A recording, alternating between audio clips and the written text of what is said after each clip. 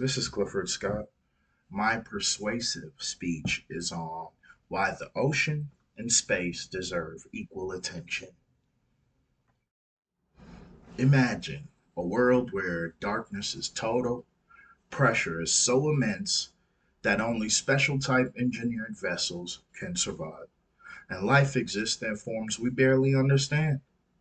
Now imagine another world, infinite, cold, airless, exposed. Which of these feels more alien? If you chose a second, you are not alone. But I want you to consider the first because it's not on Mars or extraplanet. It's beneath our own seas. We tend to think of space as a final frontier, but right here on Earth is another frontier, just as mysterious, the deep ocean. I'm here today to persuade you that exploration of the deep ocean deserves as much attention, investment, and space. And then I'll show you why this should push us to act. Parallel 1. Both the ocean and space are vast, unexplored frontiers. The ocean covers more than 70% of our planet's surface. Yet, according to the National Oceanic and Atmospheric Administration, less than 5% of it has been explored. This means over 95% remains unknown. The United States Geological Survey even states we know more about the physical and chemical properties of outer space than we do about the deep ocean. So when we call space frontier, we should also call the deep ocean frontier. It deserves to be in our imagination. Parallel 2. The environments of both are extreme, hostile, challenging to survive and explore. The deep sea is dark, cold, with pressures like hundreds of atmospheres, no sunlight, creatures adapted to extreme life. Space, no air, radiation, extreme temperatures, near vacuum.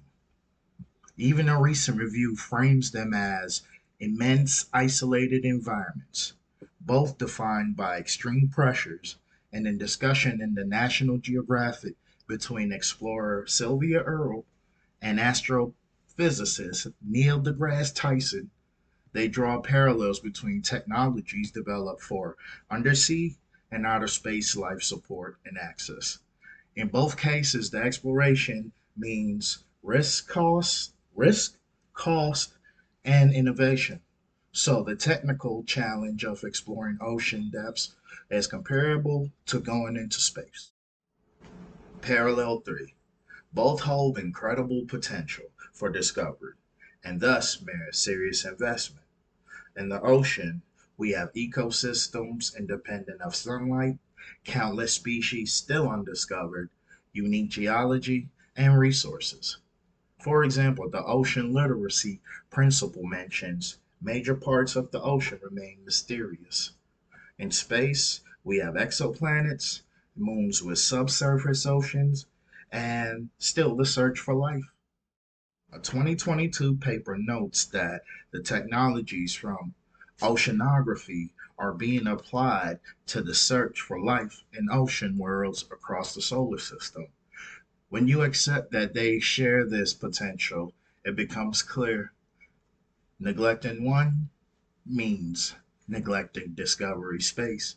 If we devote big budgets, attention, and public admiration to space, we should do the same for the ocean.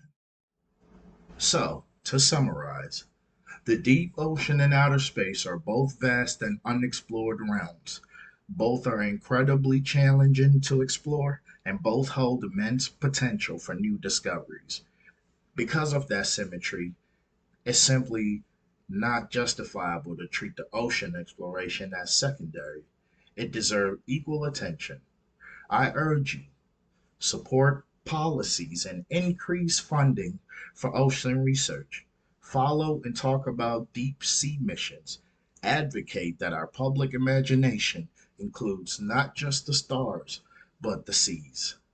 If we're willing to boldly go into space, we must also boldly dive into the depths beneath our waves, because the final frontier is not only out there, but also right here beneath us. Thank you.